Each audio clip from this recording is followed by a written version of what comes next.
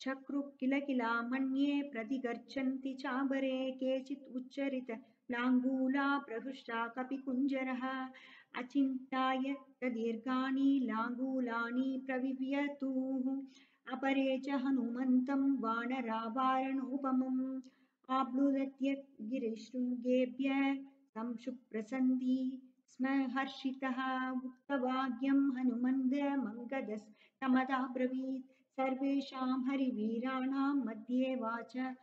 मनोत्तमां सत्त्वे वीर्येण ते कश्चित् हमो वानर विद्यते यदवलुत्य विस्तीर्णं सागरं पुनरागतः जीवितस्य प्रादाता नस्तव मेघा वानरोत्तमः त्वत्प्रासादत् समेक्ष्याम सिद्धार्था राघवेन तु अहो स्वामिनि दे भक्तिरहो वीर्यमहो धृति दृष्ट्या दृष्टा द्वया देवी रामपत्नी यशस्विनी दिष्ट्या द्यक्षति गागुस्त शोकं सीता वियोजकम् तदोङ्गदं हनुमन्तं जाम्बवन्तं च वानरः परिवार्य प्रमुदिता बेजिरे विपुला शिला